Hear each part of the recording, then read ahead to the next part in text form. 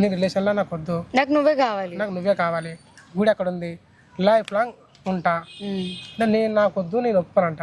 అరే సరేరా, ఇప్పుడు మా బామ్మ కోసము నాతో పాటు దండ తీసుకొని కలవాడరా, నీకు నచ్చితేనే ఉండు నాతో, కొన్ని రోజులు జర్నీ చేద్దాం, ఉట్టిగా ఇట్లా తాలి మెడలేరా, పోయి మా అమ్మ కనవాలరా ప్లీజ్ రా అని ఒప్పించి నన్ను తీసుకోవటం కట్ట.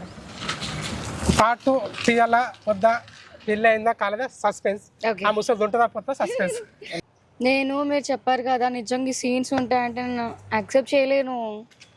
ఎందుకు ఏమో అంటే నేను ఎవరితో చేయను, అది స్టోరీ వదులుకుంటా, కానీ నేను చేయను అలాంటివి. మా పేరెంట్స్ చూస్తారు, బాగుండదు. ఒక టైప్ ఆఫ్ ఉంది నాకు లోపల, ఇలాంటి సీన్స్ చేయాలి అండ్ ఇలాంటివే చేయాలి, ఇలా బోల్డ్ ఆర్ సంథింగ్ ఇలాంటివి చేయాలని నాకు లేదు. సో ఇంకోటి ఏంటంటే ఆంటీ కూడా చెప్పాం, ఇది ఆంటీ నేను అమ్మాయికి ఇట్లా అడుగుతా క్వశ్చన్స్, మీరేం ఫీల్ కావద్దు. ఇంకోటి చెప్పండి, ఆంటీకి చెప్పి ఇట్లా, ఆంటీ నన్ను చాలా అడిపించారు పక్కా చెప్తా సార్, నేను నాకు ఇలా మాట్లాడినారు, ఇలా చేశారని చెప్తా ఆల్రెడీ. ఓకే ఓకే ఓకే చాలు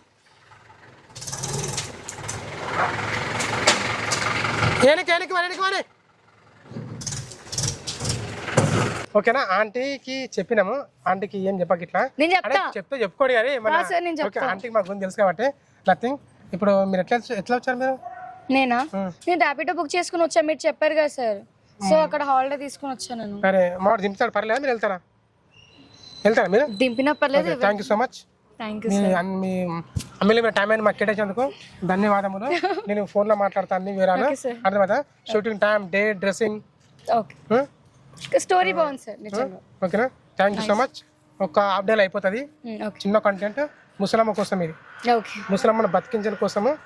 ఊరోళ్ళు ఎప్పుడు ఇలా అంటారు కదా, విన్ని ఉంటారు మీరు, ఇది కంటెంట్.